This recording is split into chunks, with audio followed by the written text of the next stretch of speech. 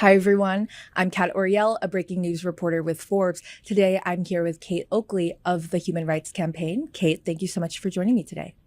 Thank you so much for having me. Pride Month celebrations have begun across the country. To be fair, not without a fair share of controversy, but for the first time ever, the HRC has declared an official state of emergency for LGBTQ plus Americans. So, the HRC has been around since the 80s. Is 2023 really the most dangerous time for LGBTQ plus Americans in the 40 years since you've been founded? Well, in the 40 years since we've been founded, the LGBTQ community has overcome tremendous kinds of hurdles. And we are a very resilient community. We are a community of survivors and of folks who will not be bullied. And so we have come through a lot as a community with lots more to go on many fronts.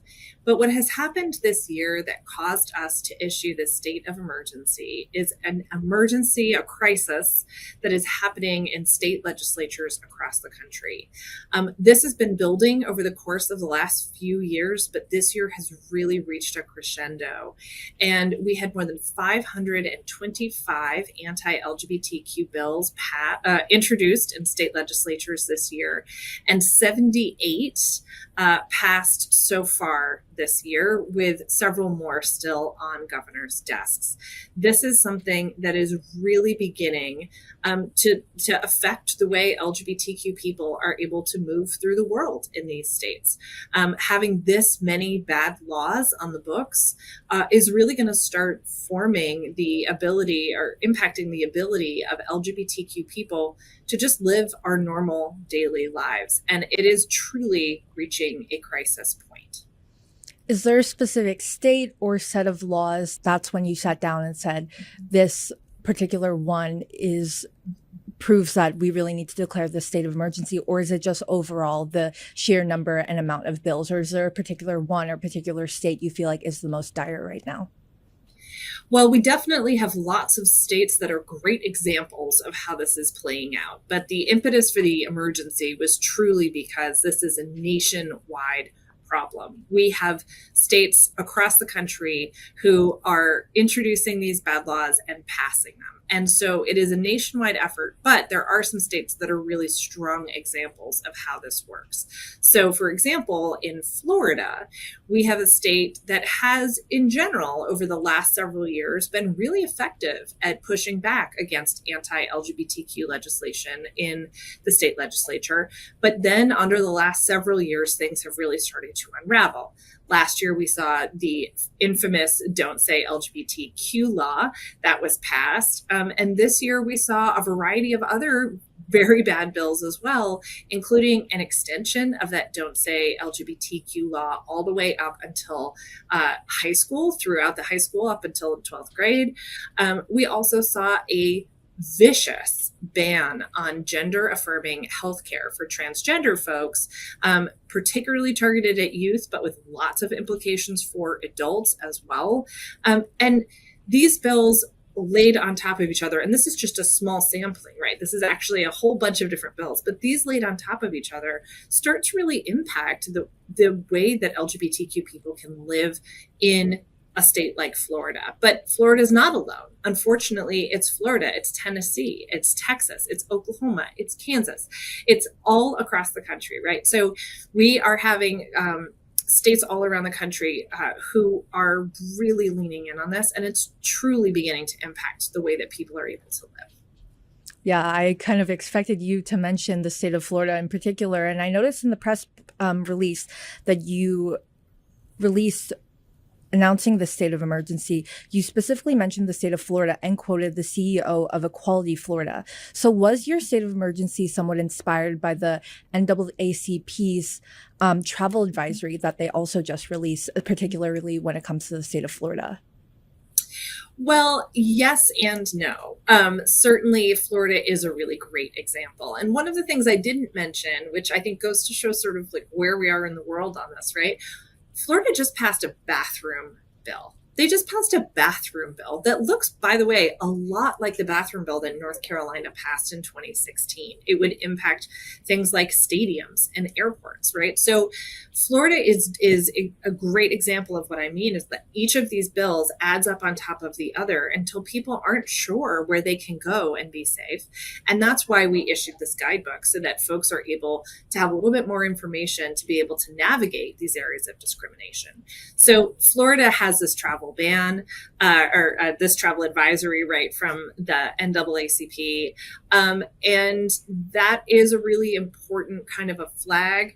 We're not saying with this national advisory that people should not go to these states. And we're not saying that people don't live in those states, right? Of course, folks will be traveling there. They do live there. What we're saying is this is a crisis point. People who maybe have stepped away from this as being an issue that they think about a lot or that they spend a lot of energy working on, we are calling you back. We are calling you back and telling you that we need you now, because this is a crisis point for us.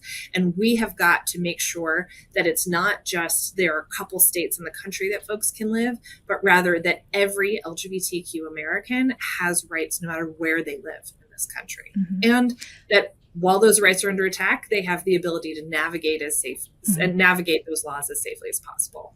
So what are some of the examples in the guidebook of how people can navigate those laws safely? Mm-hmm.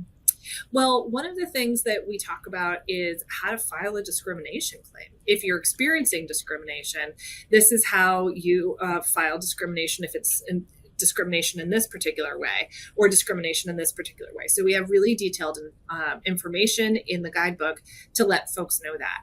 We also have a really nice chart that lays out what the laws are in different places so that you can know what laws are impacting you. It is really hard to keep track of everything that is happening. So this is just a handy little cheat sheet to show you some of the worst kinds of bills, where they exist, and if you're traveling someplace, if that's something that you need to be aware of before you get there. Mm-hmm. And so what else besides this guidebook and the warning is the HRC doing to combat these attacks on the state level?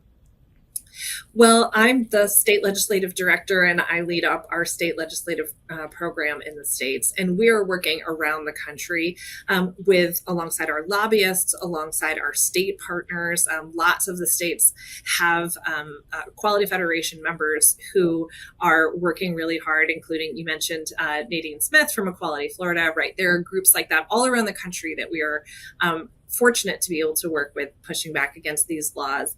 And so we work in coalition with those folks, in coalition with other progressive groups, alongside our members and supporters. And we have more than 3 million members and supporters all over the country, including a wonderful host of volunteers. And we are doing everything we can to push back against these bills in the states through electing pro-equality candidates, holding candidates accountable when they're in office, helping make sure that legislators understand the bills that are in front of them and what they would do, making sure our members and supporters understand that, making sure our larger coalition partners understand that, mobilizing folks to come and testify, tell their stories to legislators. And, it can be really hard when there's this much volume to have folks turn out for every single bill, but it's incredible and impressive how much the LGBTQ community has continued to rally, has continued to show up, even in the face of harassment and discrimination and the fear mongering by our opponents and by far too many state legislators. Yeah. And finally, what is your message to LGBTQ plus Americans who, as Pride Month continues, want to keep rallying, want to keep celebrating, but are seeing these attacks unfold? What final message do you want to send to them? Pride is about a lot of things. It's about knowing who you are and letting that shine through you. It is about finding a community of folks who lift you up and with whom you can bond and struggle through life's hard things together. The purpose of these bills that are being passed in state legislatures are to try to isolate us, to try to alienate us from the people who love us, and to try to make us afraid. And Pride is about pushing back against all of those things, being in community with each other, finding the beauty of that, and refusing to let them push us back into the closet, refusing to let them divide us from the folks that we love. So I wish other LGBTQ folks a happy Pride. And for folks who are not LGBTQ, but who are a little bit more on the periphery, I ask right now for active allyship. That is what we need right now, is active allyship to push back against the discrimination and harassment we're seeing in so many fronts. Thank you so much for joining me today, Kate. Of course. Thank you so much for having me.